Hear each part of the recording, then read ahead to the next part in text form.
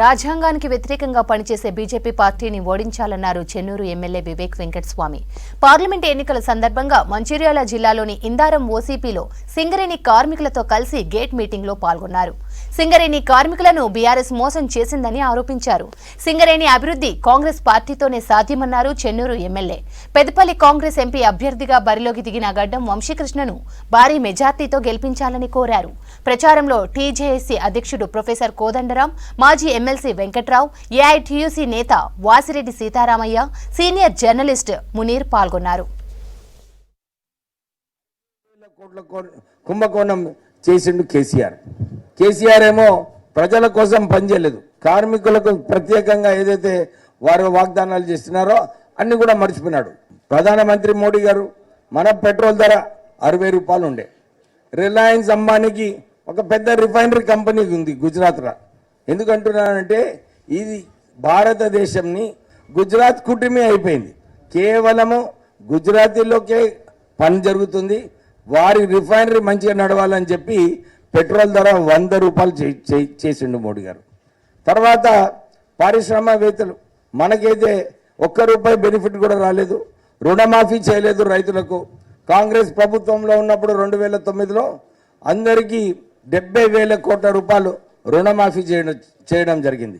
ఇప్పుడు కూడా మన రాష్ట్రంలో మన రైతులకు 2 లక్షల రూపాయల రుణమాఫీ ఆగస్ట్ 15 వరకు చేస్తానని చెప్పి ముఖ్యమంత్రి రేవంత్ రెడ్డి గారు అనౌన్స్ చేయడం జరిగింది. మీ అందరికీ భరోసా ఇప్పిస్తున్నాం. ఆల్రెడీ బ్యాంకర్స్తో మాట్లాడారు. ఈ రుణం కూడా ఆగస్ట్ 15 లోపల చేయగలుగుతాం. గురజాడ అప్పారావు గారు దేశం అంటే మట్టి కాదు, దేశం అంటే మనుషులు అని అన్నాడు. ఈ దేశంలో గురజాడ అప్పారావు గారు చెప్పినట్టు మేము కూడా ఉన్నాం. కానీ ప్రశ్న ఏంటంటే, ఇవాళ బీజేపీని మనం అడిగే ప్రశ్న ఏంటంటే, అదానీ అంబానీనే ఉన్నారా, మేము కూడా ఉన్నామా అనేది అడగాలి కదా. మనమైతే వాళ్ళిద్దరే ఉన్నారని నాకు అనిపిస్తున్నది.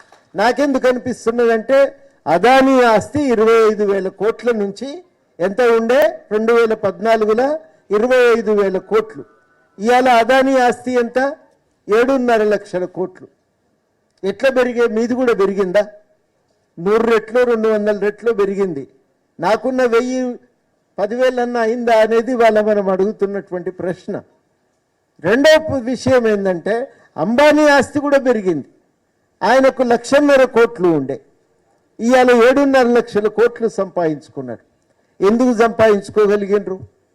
వాళ్లకు పన్ను రాయితీ ఇచ్చిండ్రు, వాళ్లకు గనులు ఇచ్చిండ్రు, పబ్లిక్ రంగ సంస్థలన్నీ అప్పచెప్పిండ్రు.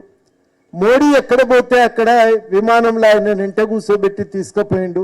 మావోడే మా దోస్తే అదానిగాడు, ఈయనకేమన్నా ఇయ్యండి అని చెప్పి బతిన్లాడి ఆయనకు కాంట్రాక్టులు దేశాన్ని ఇప్పించుకొని వచ్చిండు. మీకు ఇప్పించిండా? ఎవరికన్నా ఇన్కమ్ ట్యాక్స్ తగ్గించిండా?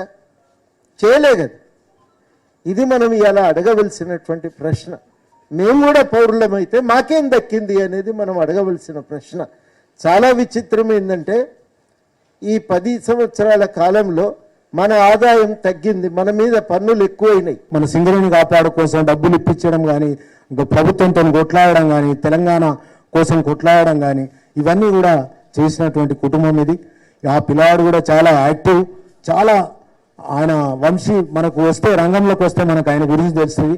నిజంగా ఇవాళ ఎవరిని తప్పుపట్టడం కాదు, కానీ ఆయన కంటే బెటర్ అభ్యర్థి ఇప్పుడు నిలబడ్డ దాంట్లో ఎవరు లేరు అనేది నేను మనవి చేస్తాను. ఎందుకంటే అది దృష్టిలో పెట్టుకోండి, ఇవాళ ఎవరు బెటర్ అనేది. ఎందుకంటే మనకు ఓటు అనేది మనది లాస్ కాదు. ఇప్పటికే చాలా సందర్భాలలో మన ఓటు హక్కును వేరే విధంగా మనం వినియోగించుకోవడం జరిగింది. తప్పుగా మనం తప్పుదారి పట్టియడం, మనల్ని మన మనోభావాలతో ఆడుకోవడం అనేది ఇవన్నీ జరిగినాయి. కాబట్టి ఇదే వంశీకి మనం ఓటేసి వంశీని గెలిపించుకుందాం. నేను చెప్తున్నా కదా, మన నెహ్రూ మొట్టమొదటిసారి ప్రధానమంత్రి అయినప్పుడు ఒక మహిళ ఆ ధనాదన్ స్టేజ్ దగ్గరకు వచ్చి నెహ్రూ కాలర్ పట్టుకున్నాడట. నెహ్రూ కాలర్ పట్టుకుంటే నెహ్రూతో కాలర్ పట్టి అన్నాడట, నువ్వు ప్రధానమంత్రి అయినా కానీ మరి నేనేమైనా మాకేమొచ్చింది అన్నాడట. అప్పుడు ఆయన కాలర్ దిక్కు ఆమె చెయ్యిని చూపెడుతూ నీకు ఇది వచ్చిందని చెప్పిండట. అంటే కాలర్ బట్టే హక్కు వచ్చింది.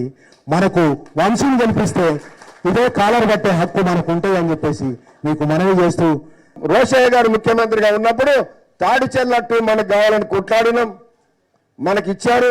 కానీ 14 సంవత్సరాలు 15 సంవత్సరాల నుంచి కూడా ఆ బావిని ఓపెన్ చేయలేదు.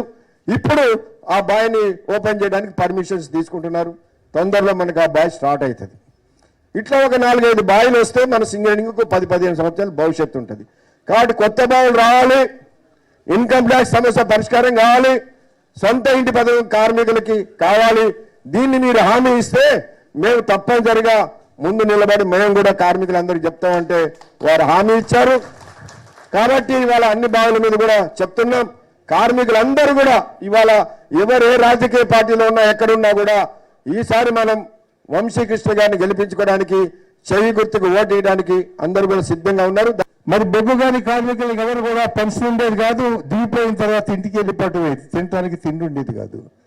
కాక వెంకటస్వామి గారు బొగ్గు గాని కార్మికుల కష్టాలని కళ్ళారా చూసి ఆనాడు కేంద్రంలో మంత్రిగా ఉండి ప్రధానమంత్రి గారితో మాట్లాడి పార్లమెంట్లో బిల్లు పెట్టి బొగ్గు గని కార్మికులకి రిటైర్ అయిన తర్వాత పెన్షన్ ఇచ్చేటువంటి ఏర్పాటు చేసింది కాక వెంకటస్వామి గారు. అంతేకాదు సింగరేణి సంస్థ 1997 మార్చి 31 నాటికి 1219 కోట్ల రూపాయల నష్టంలో ఉండే కార్మికులకి జీతాలు ఇస్తాను కూడా డబ్బులు లేవు. బిఎఫ్ఆర్కి వెళ్ళింది. మరొకసారి బిఎఫ్ఆర్కి వెళ్తే నష్టాల్లో ఉన్నటువంటి బాయిల్ని మూసేయమంటారు. మరి అప్పుడు కార్మికులకు ఉద్యోగాలు లేకుండా పోతాయనే ఉద్దేశంతో కేంద్ర ప్రభుత్వంతో మాట్లాడి మరి ఎన్టీపీసీ ద్వారా ఆనాడు 400 కోట్ల రూపాయలు ఇప్పించింది కూడా కాక వెంకటస్వామి గారు అని చెప్తారు.